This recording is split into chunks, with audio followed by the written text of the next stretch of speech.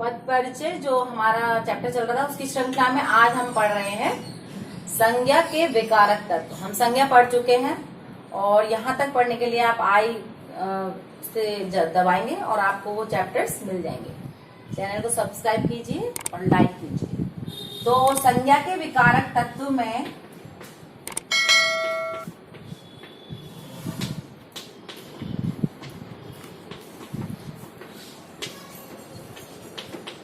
तीन आते हैं मुख्यतः।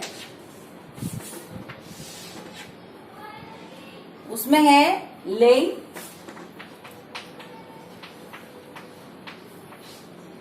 वचन और कारक।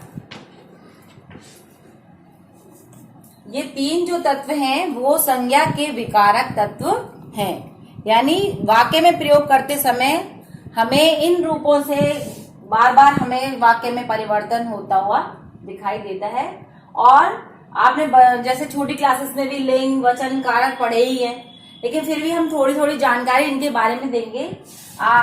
जैसा कि हमने देखा है लिंग, दो प्रकार के लिंग हैं, स्त्रीलिंग और पुल्लिंग।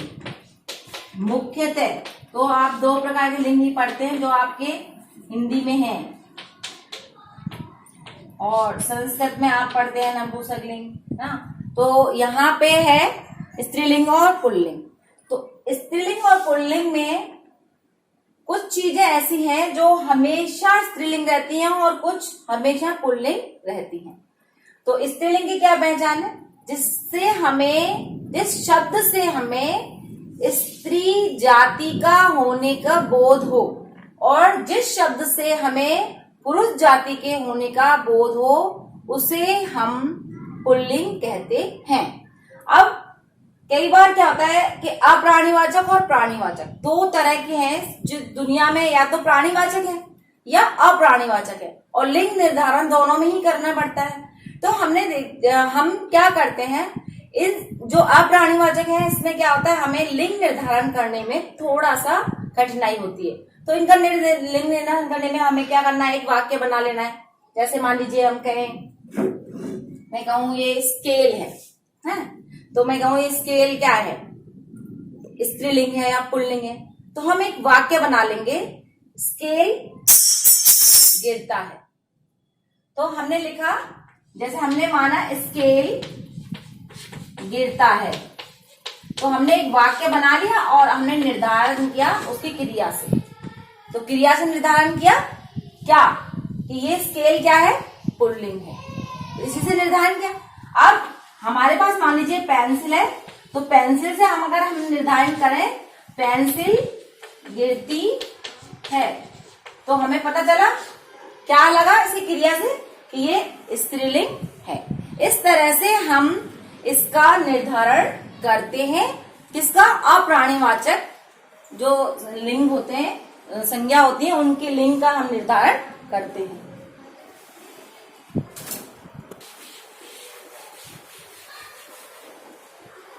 लिंग में ही हमने देखा कि ये तो स्त्रीलिंग और पुल्लिंग है। कुछ चीजें होती हैं उभयलिंग। उभयलिंग में होता है, जो उभय मीन्स होता है दोनों के लिए जो लिंग आता है वो उभयलिंग है। जैसे आपने देखा होगा कुछ पद हैं जैसे राष्ट्रपति, प्रधानमंत्री, है ना, राज्यपाल। तो इस तरह के कुछ पद हैं। कुछ डेजिग्नेशंस हैं जैसे डॉक्टर, तो हम बोल देते हैं डॉक्टरनी, लेकिन देखिए यहाँ अगर राष्ट्रपति को राष्ट्रपति बोले तो सही नहीं है, बिल्कुल रॉन्ग, गलत हो जाएगा। प्रधानमंत्री, प्रधानमंत्रिणी, बिल्कुल गलत। ये दोनों ही उभयलिंग है, जो कि स्त्री हो या पुरुष, हम उन दोनों में ही प्रधानमंत्री ही कहते हैं। ऐसे ही प्रधानाचार्य में हम क्या करते हैं, प्रधानाचार्या इस तरह से लगा देते हैं, तो वहां तो हो जाता है उसका, यानी उसका वर्गीकरण कर सकते हैं, लेकिन यहाँ हम इसका वर्गीकरण नहीं कर सकते। इसलिए ये जो शब्द हैं, कुछ शब्द ऐसे हैं जो उभय लिंग में ही आते हैं और निर्धारित हैं। ठीक है, ये हो गया आपका। अब प्राणी और प्राणीवाचक में आपको समझ आ ही गया दोनों में कि अधिकांश जो चीजें हैं, कुछ चीजें जो हमेशा स्त्रीलिंग होती है, नित्य स्त्रीलिंग। स्त्रीलिंग में भी क्या होता है, नित्य, जो हमेशा इसमें स्त्रीलिंग में रहती हैं। जैसे आपने कभी भी मक्खा नहीं बोला होगा, मक्खी, नित्य, यानी हमेशा हमने मक्खी ही बोला है। तितली,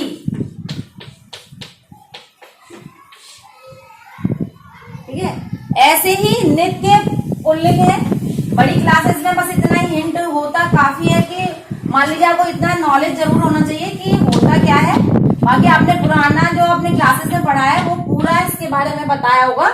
और नित्य पुल्लिंग यानी सदा पुल्लिंग में जो रहते हैं वो क्या है ना।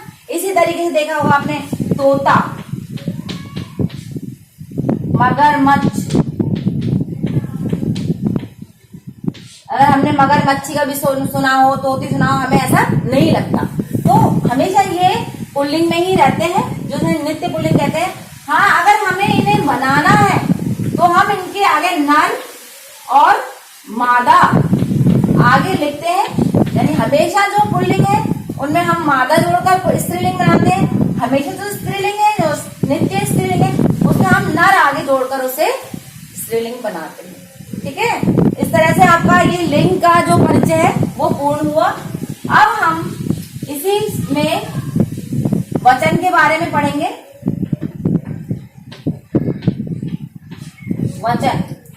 वचन में आपने देखा होगा कि हम कोई भी इसमें वहां तो थी पहचान, यहाँ है संख्या।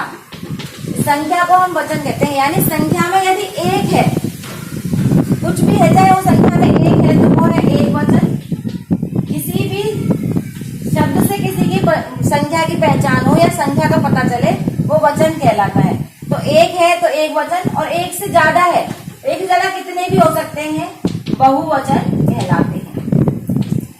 तो एक वचन और बहुवचन। तो आपको पता चल गया कि इसमें वचन में कितने प्रकार होते हैं, दो प्रकार होते हैं, एक वचन और बहुवचन।